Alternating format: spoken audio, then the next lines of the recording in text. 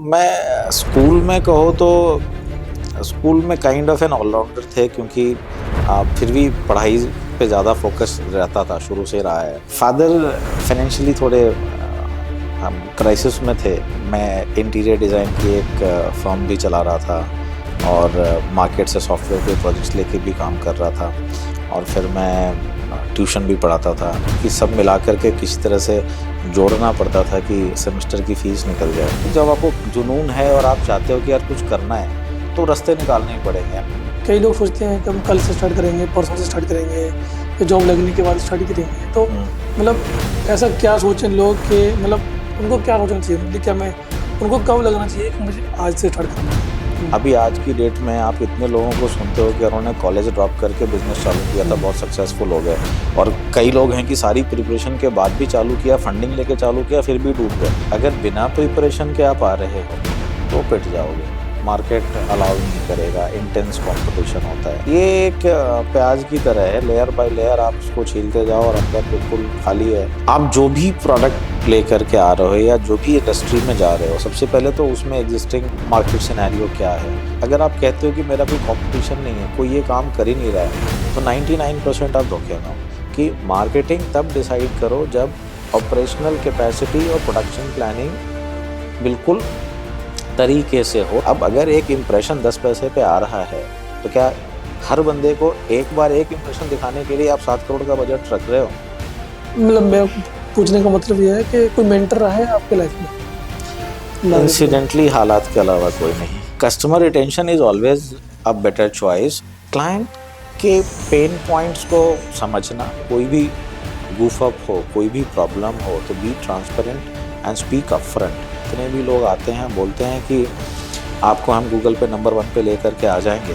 मैं सब उनसे सिर्फ यही सवाल करता हूँ कि अगर उनके पास एक ही इंडस्ट्री के 5 क्लाइंट हैं तो क्या वो पाँचों को गूगल पे नंबर 1 पे लेके आ सकते हैं क्या? Hello and welcome everyone. आज हम नई वीडियो के साथ हैं। इसमें हम सीखेंगे कि कैसे मार्केटिंग को किया जाए, क्या क्या थॉट्स होते हैं मार्केटिंग में, क्या क्या टर्म्स होते हैं। हमारा ये उद्देश्य रहेगा कि फाउंडर्स रूट के थ्रू आपको ज़्यादा से ज़्यादा कंटेंट मिले इन टर्म्स ऑफ लर्निंग। किस तरह से आपका जो बिजनेस है उसको स्केल किया जा सकता है, क्या क्या पॉइंट्स होते पेन पॉइंट्स हैं, वो भी हम ट्राई करेंगे कि इस फाउंडर्स रूट के थ्रू सॉल्व हों।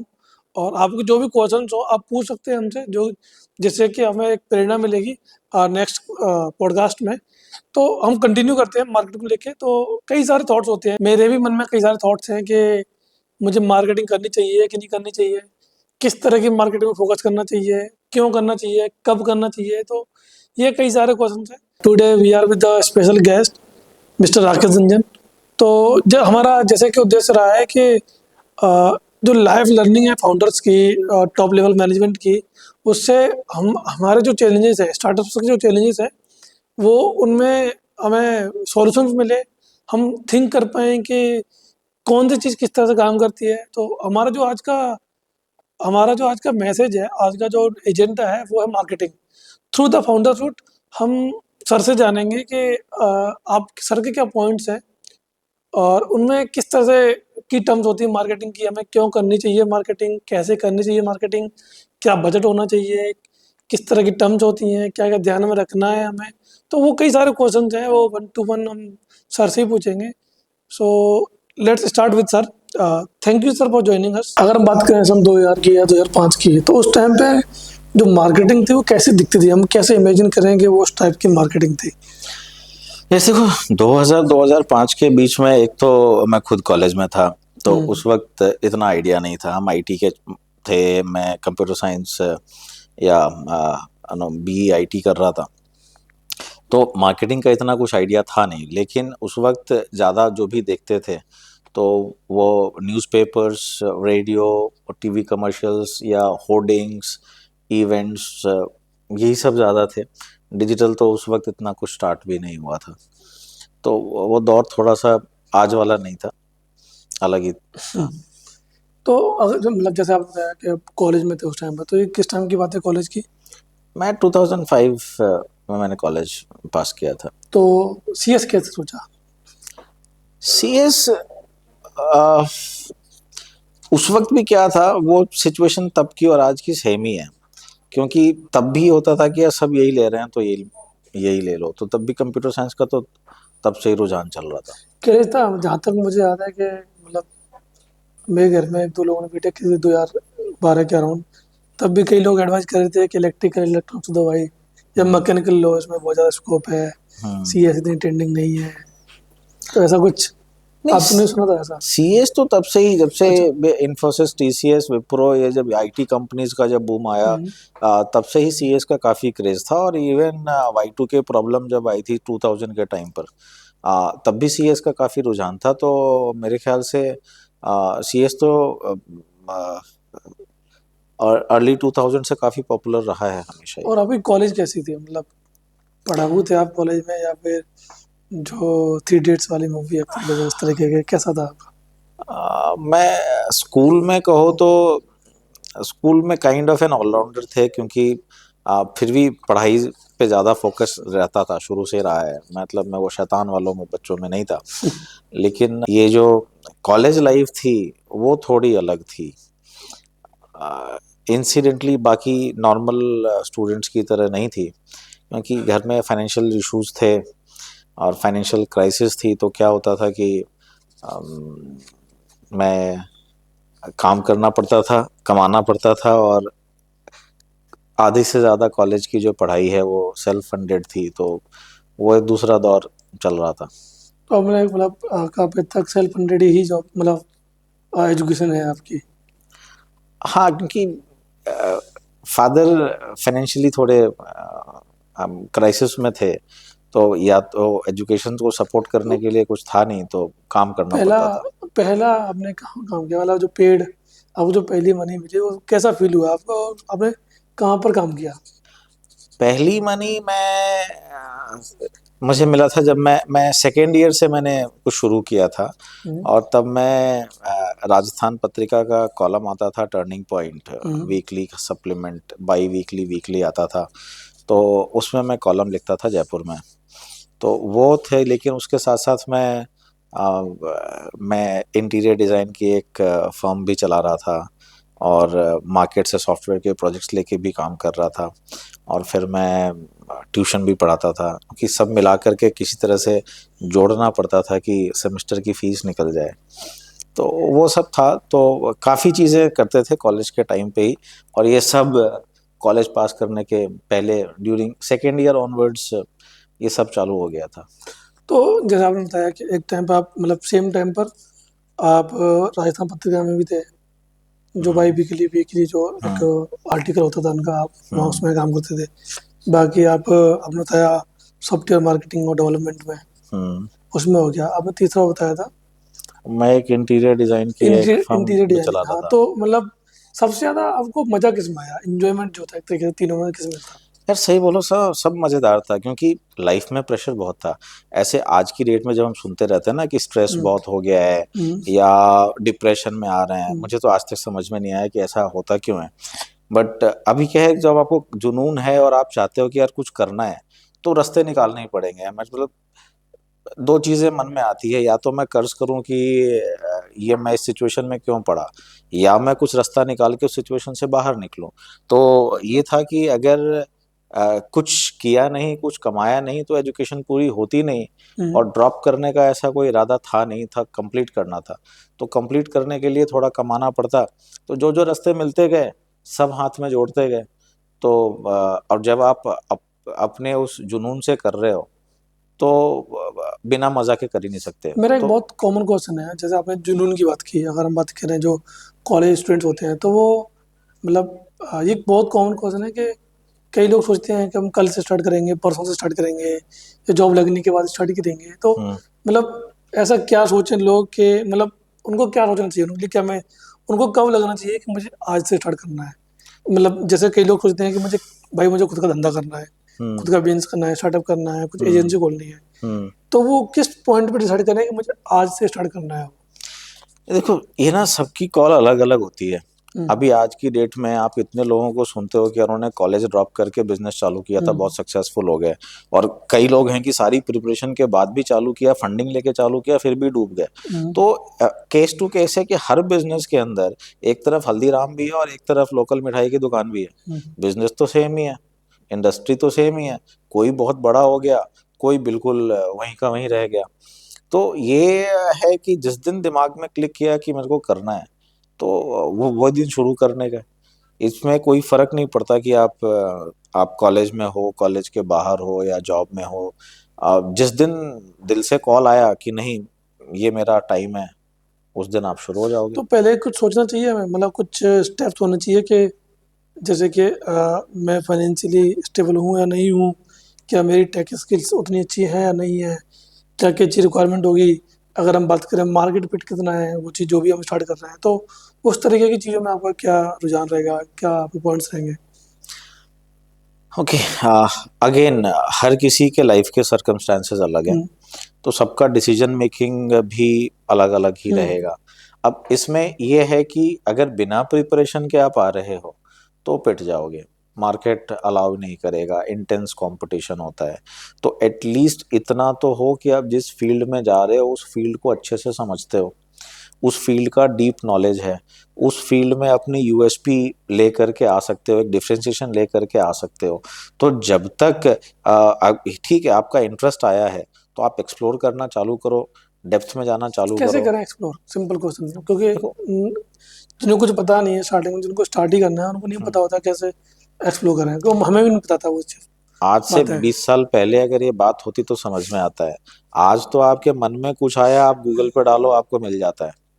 तो आपको स्टार्टिंग पॉइंट वहीं से मिलता है।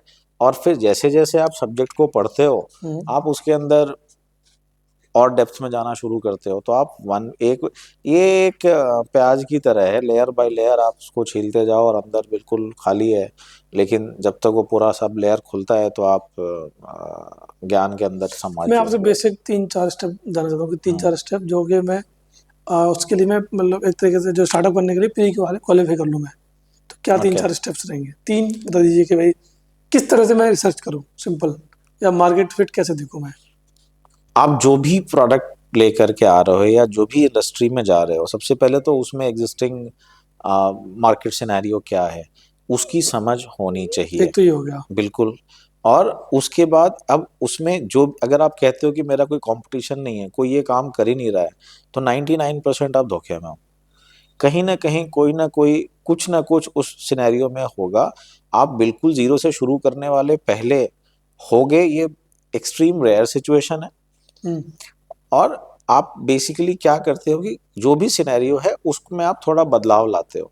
तो वो बदलाव आप कैसे लेकर के आओगे, और उस बदलाव को लाने के लिए आपको उसकी समझ है या नहीं है, और मार्केट की प्राइस पॉइंट।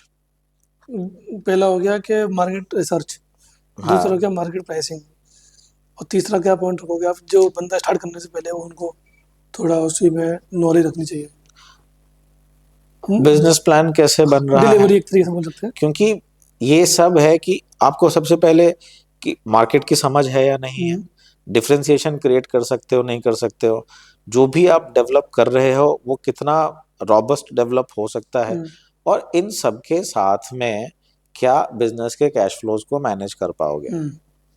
ये मिला जुला करके अगर ये सब चीज़ों की समझ बनती है तो आप बिल्कुल, आपको अपने आप ही दिखने लगेगा कि आप कर पाओगे या नहीं कर नहीं, ये पाओगे। तो हमने सर मतलब हमने भी देखा है, क्योंकि जब हमने इजेक्स में स्टार्ट किया था तो हम देखते थे कि हमारे कंपटीटर कौन है, तो हमें दिखते ही नहीं थे एक तरीके से, क्योंकि 2 रीजन थे उसके, थे भी नहीं। दूसरा रीजन ये भी था कि हमें पता भी नहीं था कि कैसे देखना है।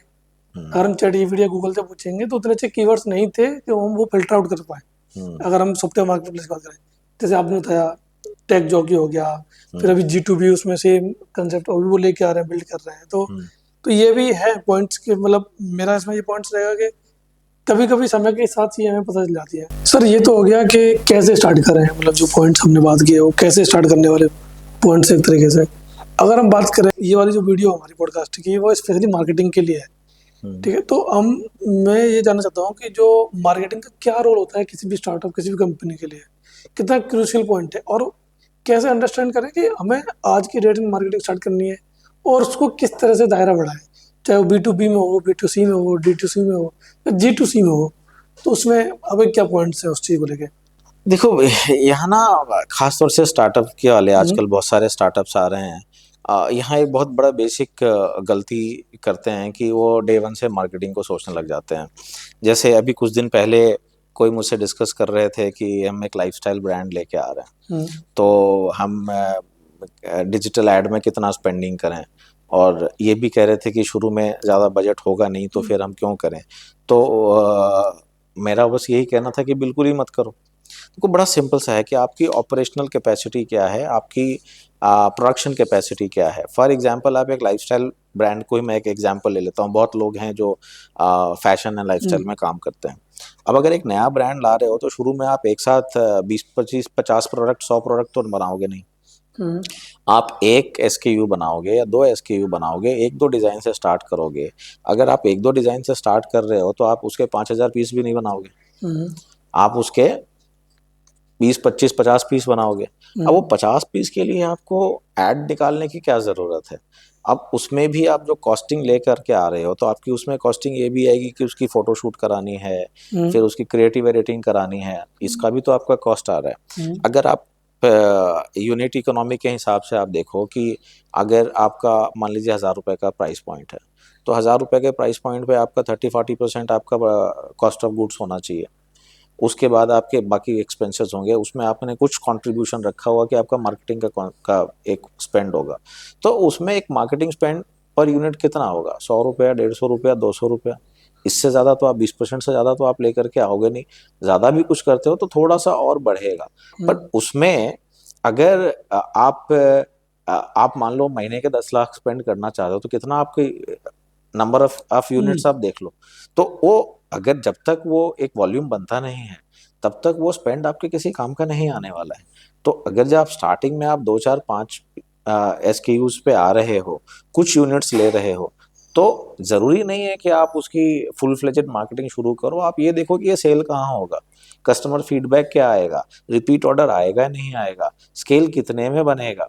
और इवेंचुअली फिर आपको ये देखना है कि पर यूनिट जो भी आप MRP रख रहे हो, वॉट एवर इज योर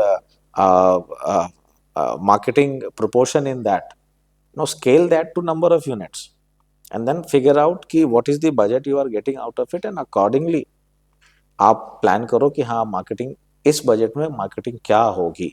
तो मैं हमेशा ये कहता हूँ कि मार्केटिंग तब डिसाइड करो जब ऑपरेशनल कैपेसिटी और प्रोडक्शन प्लानिंग बिल्कुल तरीके से हो। तो अगर आपका 100 यूनिट्स का प्रोडक्शन कैपेसिटी है तो मार्केटिंग इतना होना चाहिए कि 110 यूनिट्स 120 यूनिट्स का ऑर्डर बुक आपके पास हो, 10% 20% हमेशा ज़्यादा हो।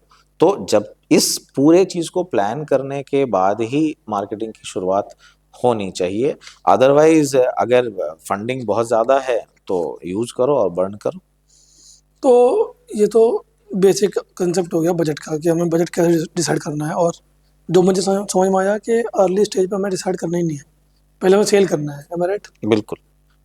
ठीक है। और हमें बजट किस चैनल में देना है, मतलब हमें लीड जनरेशन में देना है या फिर जो कंपनी की जो फेस वैल्यू है, जो ब्रांड है, उसको बनाने में देना है, मतलब और उसको कैसे डिसाइड करें कि हमें कब किस चीज़ में देना है। एक तरीके से तो मतलब जो मुझे समझ में आया इस एक्सपीरियंस को अब बिल्ड करते हुए कि मार्केटिंग दो तरीके होती है, या तो वह तो कई सारे चैनल्स हैं मार्केटिंग के, पर मैं जो पर्पज है, एक तो ये होता है कि हम वहाँ सेल्स जनरेट करें मेटा एड्स के थ्रू या कोल्ड ईमेल, कोल्ड कैंपेन, या फिर और भी कई चीज़ें हो सकती हैं। दूसरा जो मार्केटिंग का जो सेंस हमें आता है कि ब्रांड वैल्यू। तो हम मतलब दोनों में क्या क्या डिफरेंसेस है, और किस चीज़ को कैसे स्टार्ट करें और कब स्टार्ट करें? देखो, ब्रांडिंग तो ये है कि जब आप अपनी कंपनी का नाम बनाना चाहते हो तो वो तब होना चाहिए जब कंपनी का एक्चुअली बेस स्टेब्लिश हो गया हो, विच मीन्स जो भी आपका प्रोडक्ट है या जो भी चीज़ आप मार्केट में लाना चाहते हो उसका बेस तैयार है, यानी उसका प्रोडक्शन स्मूथ है, कंटिन्यूअस है, और वो धीरे धीरे स्केल कर रहा है, क्लाइंट का फीडबैक पॉजिटिव है, रिपीट ऑर्डर्स आपके पास आ रहे हैं, तो फिर आप ब्रांडिंग में पैसा लगाना शुरू कर सकते हो। लेकिन जब तक ये तैयार नहीं है तब तक तो यही कहूँगा कि जो आपका सेल पॉइंट है उसी के ऊपर आप पैसे को चैनलाइज करो। अभी क्या होता है कि कई बार हमारे पास बहुत रिक्वेस्ट आते हैं कि जी हमें तो जी ऑल इंडिया मार्केट करना है। हम्म, पर अगर ऑल इंडिया देखो तो इतना बड़ा मार्केट है। अगर कोई भी प्रोडक्ट है, से फॉर एग्जांपल इंडिया में उसकी कैपेसिटी 50 लाख यूनिट की हो सकती है, फॉर जस्ट फॉर रेफरेंस। पर क्या आप उस हिसाब से 50 लाख यूनिट का प्रोडक्शन आप कर रहे हो? अगर आप 5,000 यूनिट का प्रोडक्शन कर रहे हो तो फिर आपको ऑल इंडिया मार्केट की ज़रूरत क्या है? कई बार मैं पूछता हूँ कि जी ठीक है जी, आपको ऑल इंडिया करना है, इंडिया में 140 करोड़ की जनता है, मान लीजिए 70 करोड़ 80 करोड़ किसी भी टाइम पे ऑनलाइन रहते हैं। मैं कोई रिसर्च का डेटा नहीं दे रहा हूँ, बट ये जनरल एजम्पशन है कि इतने तो रहते ही हैं। हम्म, अब अगर एक इम्प्रेशन 10 पैसे पे आ रहा है तो क्या हर बंदे को एक बार एक इम्प्रेशन दिखाने के लिए आप 7 करोड़ का बजट रख रहे हो? तो फिर अगर वो है आपके उसमें तो आप करो, पर अगर वो नहीं है तो it is not advise there, at least you start building a base. तो अगर आप दिल्ली एनसीआर कोई कैटर कर रहे हो तो क्या आप ईस्ट दिल्ली पूरा कैटर कर सकते हो? क्या साउथ दिल्ली पूरा कैटर कर सकते हो? क्या पूरा दिल्ली आप कैटर कर सकते हो? तो अगर आप इस ज्योग्राफी को या एक यूनिट को आप कैटर कर सकते हो तो आप देखो यूपी में कहाँ जाओगे, या महाराष्ट्र कहाँ जाओगे, या बंगाल कहाँ जाओगे। तो ये तो हमेशा है कि जितना भी, मैं वहीं पे आता हूँ कि जितना भी आपका प्रोडक्शन कैपेसिटी है उसके हिसाब से प्लान करो कि मार्केट बजट क्या होगा। तो ये लीड जनरेशन के लिए हो गया या ये ब्रांड वैल्यू के लिए हो ये दोनों ही चीज़ों के लिए है, लेकिन जब तक आपका बिजनेस स्टेबल नहीं है, I would say branding avoid करो। और गया? पहले अपने प्रोडक्ट को स्टेबल करो, अपने कस्टमर्स को स्टेबल करो, अपने पूरे ऑपरेशंस को स्टेबल करो, और इस तरह से बनाओ कि कल को मान लो आज आप 500 यूनिट की प्रोडक्शन कर रहे हो, कल आपके पास 50,000 यूनिट का एक ऑर्डर आ गया, मान लो आपने ब्रांडिंग हम्म, बड़ा कर दिया, तो क्या आप 50,000 यूनिट केटर कर सकते हो? अगर कर सकते हो तो ब्रांड बनाओ। अगर वो कटर केटर नहीं कर सकते हो, 500 यूनिट ही केटर कर सकते हो, तो आप उतना ही मार्केट पे खर्चा करो कि आपकी 500 यूनिट की अगर कैपेसिटी है तो 700 यूनिट तक मैक्सिमम ऑर्डर आप आ जाए, रिजेक्ट तो नहीं करना पड़े, हम्म, कस्टमर्स आपसे एनॉय तो नहीं हो। आपने ऑर्डर ले लिया, सर्विस नहीं कर पाए और मार्केट में नेगेटिव फीडबैक जाने लगा, तो जो भी आप कर रहे हो फिर वो खत्म हो जाएगा। तो सर इसमें मेरे दो क्वेश्चंस हैं कि चैनल कैसे आइडेंटिफाई करें मार्केटिंग करने के लिए। जैसे जी। हम लोग हैं अभी हम लोग जो करते हैं मेटा एड्स और कोल्ड ईमेल मार्केटिंग करते हैं। हम्म। कोल्ड ईमेल करते हैं हम्म। और कोल्ड कॉल भी करते हैं। हम्म। बट हम जब देखते हैं लिंक्डइन और गूगल ऐड है वो काफ़ी कॉस्टली है। हम उनको अफोर्ड नहीं कर सकते, पर कोई रीजन में भी नहीं कर सकते एक तरीके से एज ए स्टार्टअप। तो चैनल कैसे आइडेंटिफाई करें और उस चैनल में भी कौन सा हमारा बेहतर हो सकता है या रहेगा, तो वो कैसे आइडेंटिफाई करें। अगर हम बात करें मेटा ऐड में तो हम्म। क्राउजल पोस्ट होगी या फिर रील होगी, उस तरीके से हम कैसे आइडेंटिफाई करें। देखो, रील है या कराउजल पोस्ट है, ये तो टेक्निकलिटीज हैं। हम्म, पहले तो ये देखना है कि मेरा जो एंड कस्टमर है वो है कहाँ पे। क्या हम्म, वो लिंक्डइन पे है, क्या वो गूगल के थ्रू मिलेगा, और क्या वो मेटा के थ्रू मिलेगा।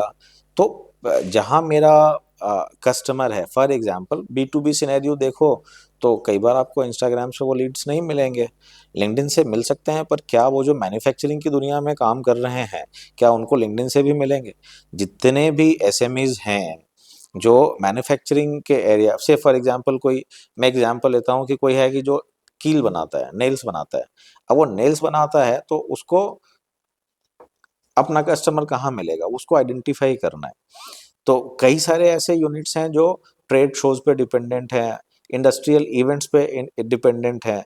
तो वो अपनी, अगर बिजनेस स्मूथ है तो आप लिंक्डइन पे थोड़ी ब्रांडिंग जरूर बढ़ा सकते हो, बट अगर आपका इंस्टाग्राम पे आपका ऑडियंस है नहीं वो खरीदने वाला, हम्म, तो आप वहाँ पर क्यों जाना चाहोगे? तो वो समझना बहुत ज़रूरी हो जाता है यहाँ पर। एक चीज़ यहाँ ये भी कहूँगा कि देखो, आपने कहा ना कि गूगल की लीड कॉस्ट ज़्यादा है, तो यहाँ पर मैं कहूँगा कि बहुत सारे छोटे-छोटे डेटा पॉइंट्स हैं जिससे लीड कॉस्ट इम्प्रूव होती है, क्वालिटी बेटर होती है, और उसमें कई जगह पे बहुत सारे मिथ्स और मिसकंसेप्शन सब लोग यूज़ फ़ील करते हैं। सबसे पहले, अगर आपको लगता है कि कॉस्ट ज़्यादा है, तो ये आपसे कोई नहीं कह रहा है कि आप कंटिन्यूअस आप एड्स चलाओ। हम्म, आप ये देखो कि आपकी लीड कैपेसिटी लीड्स हैंडल करने की कैपेसिटी कितनी है। फॉर एग्जांपल अगर आप दिन में 10 लीड हैंडल कर सकते हो तो आपका कैंपेन उतना चलना चाहिए कि दिन के 12-15 लीड दे सके। 10 लीड की कैपेसिटी है और 50 लीड आपको आपको मिल रहे हैं, तो बेटर है कि हम क्वालिटेटिव लीड की क्वालिटी के ऊपर ज़्यादा फोकस करें और उस 50 को हम कम करके 12-15 पर लेकर के आ सकें, यानी हमारी कैपेसिटी से अगेन 10% 20% ज़्यादा हो तो उतना तक ठीक है। एक और इसमें है कि आप अगर बजट उतना नहीं निकल के आ रहा है तो ज़रूरी नहीं है कि महीने भर चलाओ। आप उसको हो सकता है 1 हफ्ते चलाओ, फिर 1 हफ्ते बंद करो, फिर 1 हफ्ते चलाओ, फिर 1 हफ्ते बंद करो। आप इस तरीके से आप देखोगे कि आपके पास ये मौका मिलेगा सोचने का कि लीड की क्वालिटी खराब कहाँ है। और अगर आप लीड की क्वालिटी खराब लग रही है या कॉस्ट ज़्यादा लग रहा है तो आपको ये भी मौका मिलता है कि आप कॉस्ट को कम करने के लिए क्या-क्या आप कंसिडरेशन कर सकते हो या क्वालिटी को इम्प्रूव करने के लिए क्या-क्या कॉन्फ़िगरेशन कर सकते हो। अब यहाँ पर कई लोगों की ये भी सोच होती है कि यार कैंपेन चलाओ लीड आने शुरू हो जाएँगे। ऐसा नहीं होता है और ना वहाँ पे कॉस्ट कंट्रोल होता है, ना वहाँ पे क्वालिटी कंट्रोल होता है। लीड का जो सबसे बड़ा जो फैक्टर है जो क्वालिटी और कॉस्ट पे डिपेंडेंट है, वो है आपका वेबसाइट।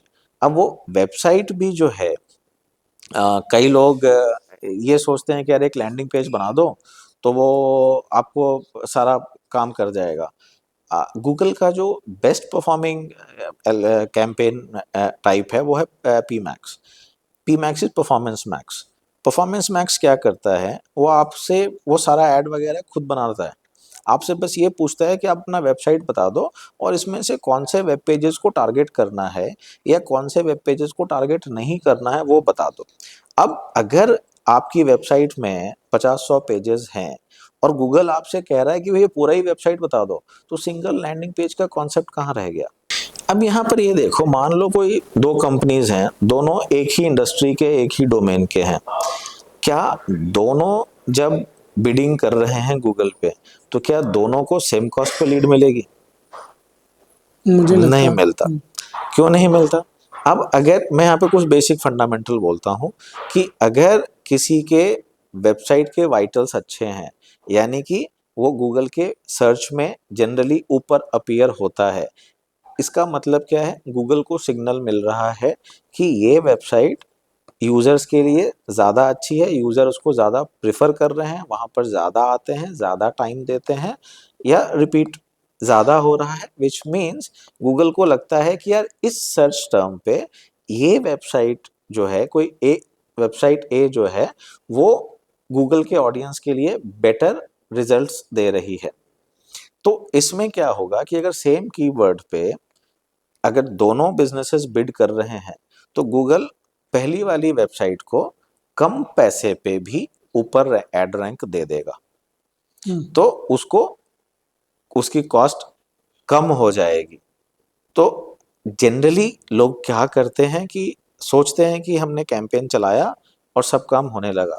उसके पहले ये देखना है कि यूज़र एक्सपीरियंस ठीक है या नहीं है, फ़नल का फ्लो ठीक है या नहीं है, ओवरऑल नेविगेशन स्ट्रक्चर ठीक है या नहीं है, कंटेंट क्या हमारे जो यूज़र सर्च कर रहे हैं उसके हिसाब से है या नहीं है।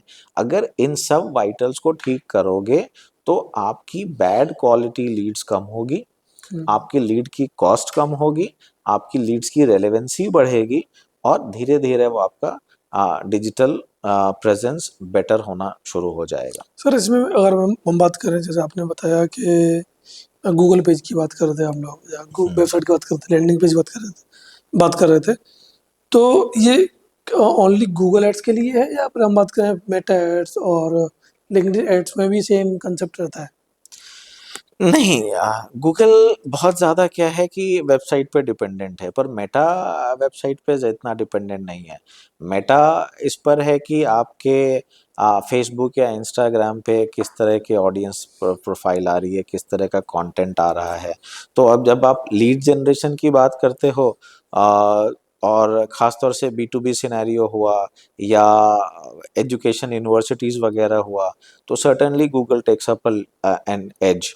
बट अगर वही आप ई-कॉमर्स में हो या फैशन टेक्सटाइल्स में हो, तो मेटा के इंस्टाग्राम एड्स बहुत अच्छा काम करते हैं। बी2बी में लिंक्डइन बेटर कि मेरा परफॉर्म करता मेरा है। क्वेश्चन ये था कि जो हम बात करें लैंडिंग पेज की वेबसाइट की, हम्म। तो वो अगर हम ज़्यादा बेहतर कर लें उसको हम्म। एक तरीके से या करते हैं, हम्म। तो क्या उसका इम्पैक्ट पड़ेगा मेटा ऐड पे और लिंक्डइन पे? I would say may be, मैं बहुत क्लियर इस पर नहीं हूँ, मैंने इसको टेस्ट करके नहीं देखा है, हम्म, बट सर्टेनली मैं अब आगे कोशिश करूंगा कि इसको टेस्ट करके देखूं कि डायरेक्ट उसका इम्पैक्ट क्या आता है। ठीक है सर, मैं भी आपसे फीडबैक लेना चाहूँगा इस चीज़ का। हम्म। सर आपने एक चीज़ और बोली थी थोड़ा सा, जैसे कि हम किसी भी कंपनी की कैपेसिटी कितनी है लीड को हैंडल करने की। हम्म। जैसे कि अगर कैपेसिटी है 10 लोगों की और आप लीड आ रही है 20, तो आप उसको हैंडल नहीं कर सकते। इसके बजाय हमें क्वालिटी लीड पे ज़्यादा फोकस करना है हम्म। बजाय नंबर के। कैपेसिटी है 50 की, लीड जनरेट हो रही है 10, तो उसमें क्या करना है? तो उसको बढ़ाने के अगेन दो चीजें हैं, या तो बजट धीरे धीरे बढ़ाया जाए, हम्म, और अगर बजट बहुत कंस्ट्रेंट्स हैं तो आपको वेबसाइट के वाइटल्स को बेटर करना चाहिए कि लीड की कॉस्ट कम होती चली जाए। फनीएस्ट पार्ट क्या रहा है अभी तक का आपका मार्केटिंग में काम करने का?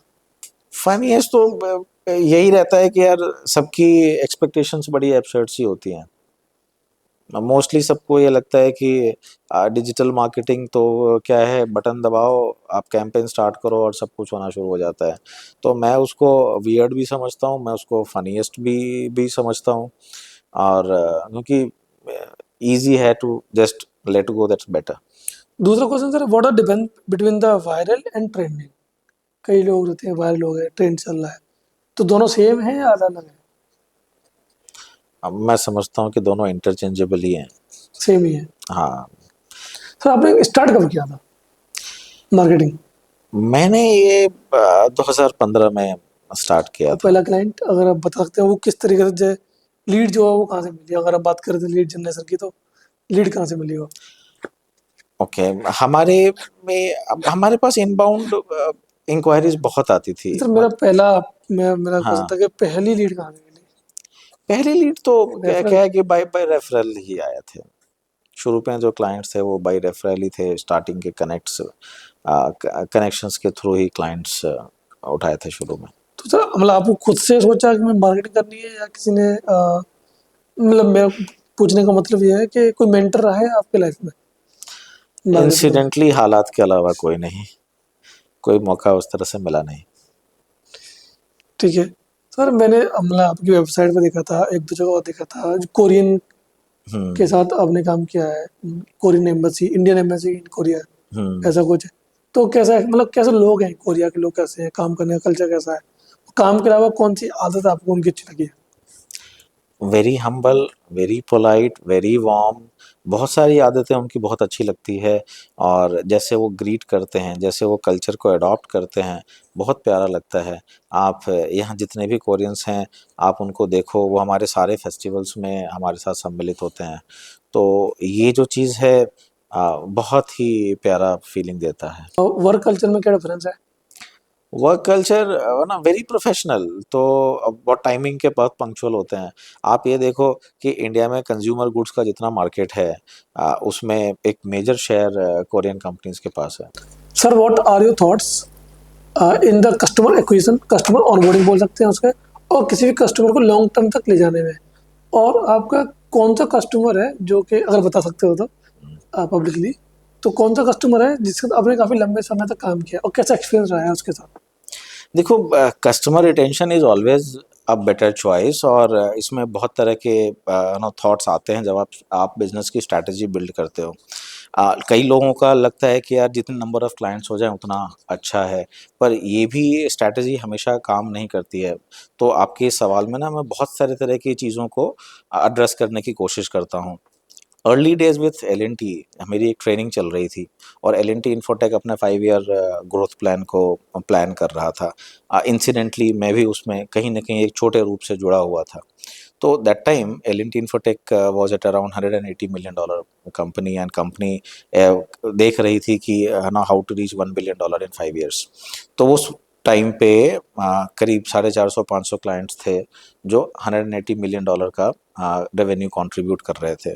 बट जब $1 billion की प्लानिंग हुई, तो प्लानिंग ये हुई कि उस 450 क्लाइंट्स में से को हम 100 क्लाइंट पे कैसे लेके आए, यानी कि 350 क्लाइंट्स को कम करा हटाना दो। था, क्योंकि जितने भी क्लाइंट स्केलेबल नहीं थे, टिकट साइज पर क्लाइंट एक्सटेंड नहीं हो सकता था, उन सब के ऊपर, क्योंकि हर क्लाइंट को एड्रेस करने के पीछे बहुत सारा मेहनत जाता है और बहुत हेडेक भी होता है।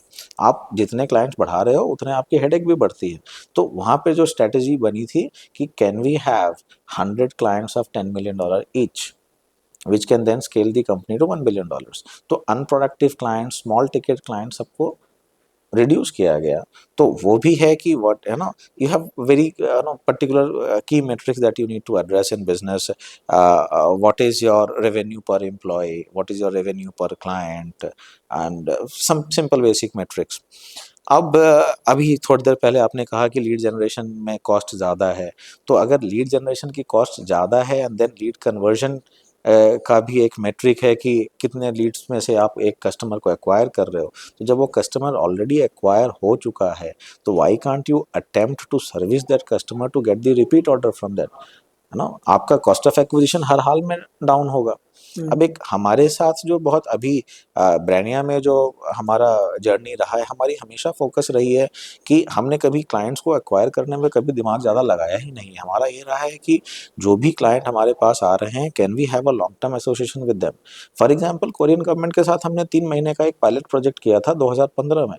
आज 2015 से 2025 10 साल तक वो हमारे कस्टमर हैं, अनइंटरप्टेड, आज तक बिलिंग कभी बंद ही नहीं हुई, year on year, and this is not a small thing to do.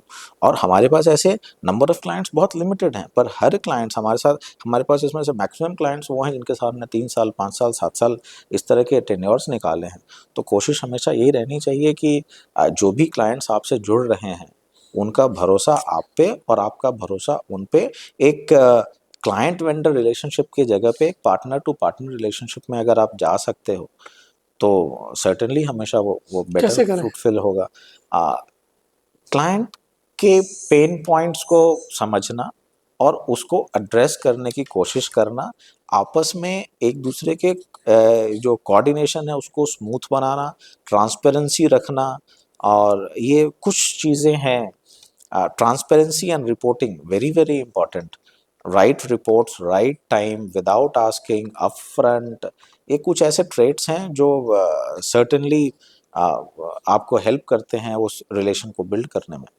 तो सर मतलब किस तरीके से जैसा आपने बताया, तो एक दो और पॉइंट्स बता सकते हो आप, जैसे कि वो जो ऑडियंस है हम लोगों को भी ध्यान में रहेगा कि हमें इस तरीके से अपने जो क्लाइंट है उनको कंटिन्यू रखना है।